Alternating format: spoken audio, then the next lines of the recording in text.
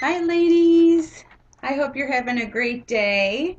I am Julie Copp, for those of you who I have not met before, and I thank you for the opportunity to teach again. The last time you saw me, we were talking about Jonah, and we've been taking a look at different miracles these past couple of weeks. For example, Jesus raising Lazarus from the dead. And this week, we are going to focus on another death to life story.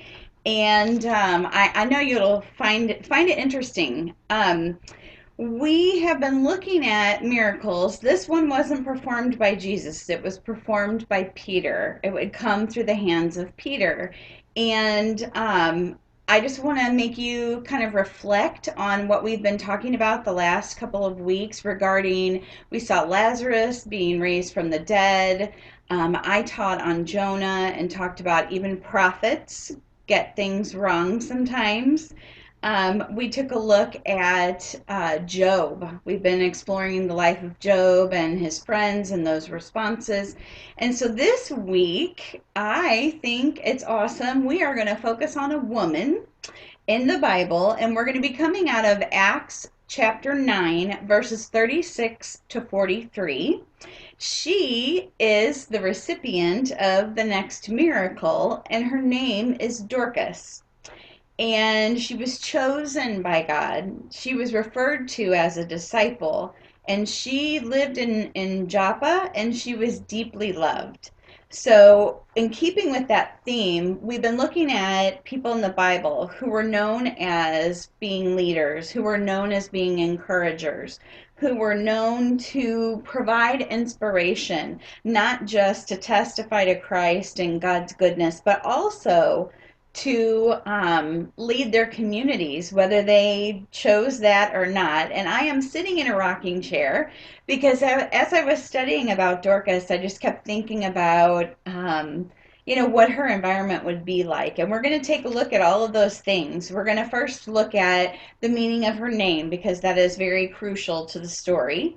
And then we're going to explore what the women in the community had to say about her. And then we're going to look at what her death and then being brought back to life accomplished in her community.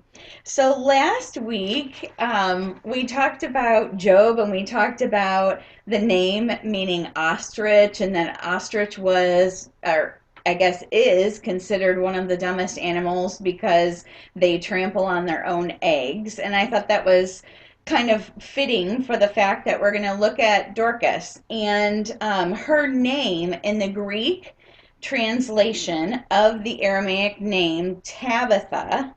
So her Dorcas means Tabitha, but it also means gazelle. And so when I was thinking of that animal, I thought I'm going to do a little bit more research to see what are some characteristics of this particular animal. So Tabitha also means gorgeous. Wouldn't that be great if that was the meaning of your name? An emblem of beauty and grace, according to BibleGateway.com. So when I took a look at what gazelles, what characteristics they have, LifeScience.com says that gazelles typically hide their young in their community. They do this in order to protect them from predators. They are agile. They're graceful. That was the first thing I thought of. I don't know about you. What was the first thing you thought of? They are highly social, and they also live in herds. And it said like 10 to 30 herds. The females usually live in 10 herds of 10 to 30. So what's interesting, I think, about Dorcas's story is that we don't know anything about her.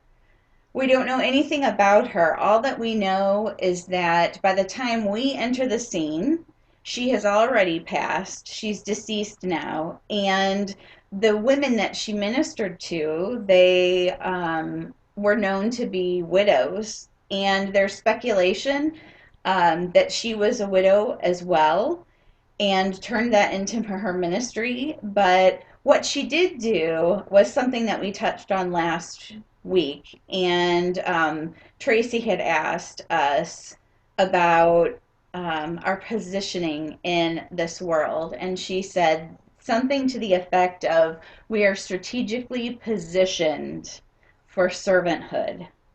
And so we're studying about a woman who really understood that. She her service to these widows was in making them dresses and making clothes. And some people may think, oh, that was a minor contribution. It wasn't. It wasn't. It was a gift that God had given her and then called her to use with a very specific, vulnerable population. So, as we know, widows are very important to God. And I, for the first time, I think in my life, have a couple of friends who are widows. I think it's just a season that I'm aging into, maybe not so gracefully at times, but we know how God feels about widows because he talks about them in Luke 127. And it says, religion that God our Father accepts as pure and faultless is this: to look after orphans and widows in their distress, and to keep oneself from being polluted by the world. So we're going to take a look at the scriptures. Again, we're in Acts 9, and we're going to pick up with verse 36 and read about the only mention of her. Let me begin. In Joppa there was a disciple named Tabitha. In Greek, her name is Dorcas. She was always doing good and always helping the poor. About that time, she became sick and died, and her body was washed and placed in an upstairs room. Lydda was near Joppa, so when the disciples heard that Peter was in Lydda, they sent 2 men to him and urged him, please come at once. Peter went with them, and when he arrived, he was taken upstairs to the room. All the widows stood around him, crying and showing him the robes or dresses and other clothing that Dorcas had made while she was still with them. Peter sent them out of the room. Then he got down on his knees and he prayed. Turning toward the dead woman, he looked at her and he said, Tabitha, get up. She opened her eyes, and seeing Peter, she sat up. He took her by the hand and helped her to her feet. Then he called for the believers, especially the widows, and presented her to them alive. This became known all over Joppa, and many people believed in the Lord. And Peter stayed in Joppa for some time with a tanner named Simon. So what we're witnessing here is a miracle, a death to life story. The widows were grief-stricken. By the time Peter manages to get to where they are weeping. She's being prepared for her burial, so it is possible that time passed between these particular events. She was known in her community as what we would call a good mouther. You know, we've all heard of the phrase a bad mouther. I like to say, you know, there are a lot of people in our world that are good mouthers, and she was one of them. She loved God, she accepted Christ, and she served a very vulnerable population. And her impact extended beyond the needle and thread into her community. And so I like to think, I have no idea if they had rocking chairs back then. I don't know, maybe Jesus made one. Maybe that was the first one, who knows? But you know, if we think about her sitting there, you know, we have only the stories of those who speak of her to give us the perception of what her life looked like.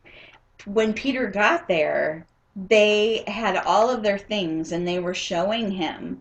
And so he was able to perceive her by how other people talked about her. And when I was reading the story and studying this week, I thought, how did he know what he was supposed to do with her?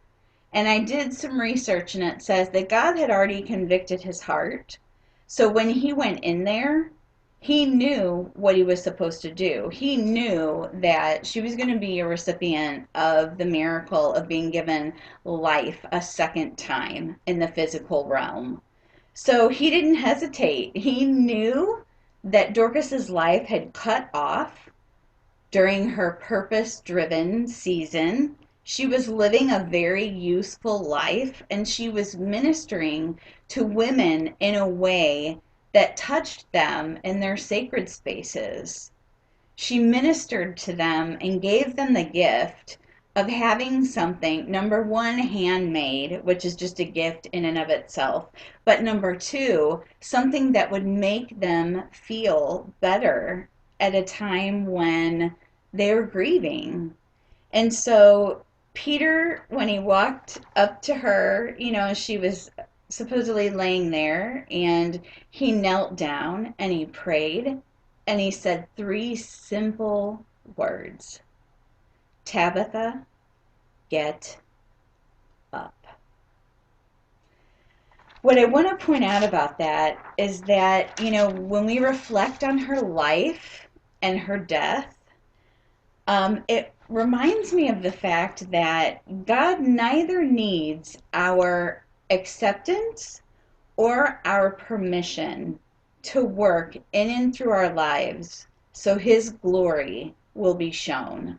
Here we have a woman who was physically dead, and he had already decided, because he knows everything, that he was going to bring her death back to life and show his glory. So her life was used. It was used. We have that potential here on earth, is that one life can be used to bring so many others to Christ, and we've seen so many examples in our society of this. Dorcas was a woman of influence in her community. She was respected, she was deeply loved, and she was considered a good mouther. And for whatever reason, maybe through her own personal circumstances of being a widow, she turned pain into a ministry. And she served a vulnerable population, excuse me. Her resurrection was really twofold. Number one, it comforted the weeping widows. And number two, the Bible says that many came to Christ because they saw what could be done with a lifeless body. They saw it, there was no way to deny it, that this good mouther's life was going to be put up into the spotlight, not for Dorcas's glory, because most likely she was a humble woman, but for God's glory. And so other people would come to believe in God. So we know one person's life can always shine and mirror back an image of God. So I want you to think about your community. What is the name of the Dorcas in your community?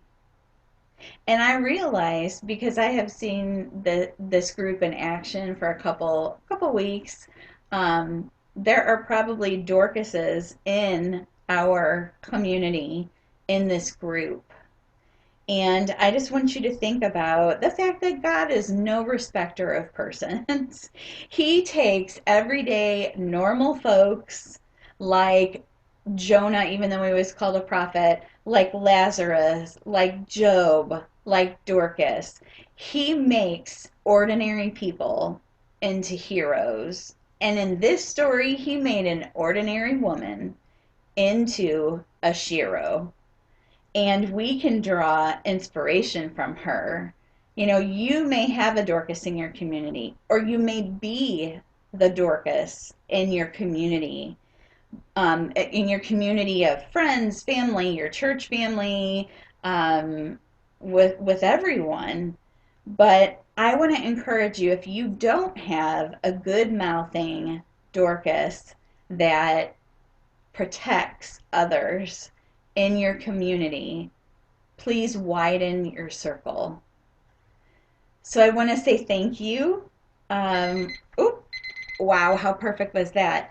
I have loved sitting in this rocking chair. I haven't been in this rocking chair in so long, and I thought of her, whatever she would have looked like, sitting and making those dresses and ministering to those women. And so I can't wait to see you next week because we are going to have a discussion about Dorcas and look at her death to life story.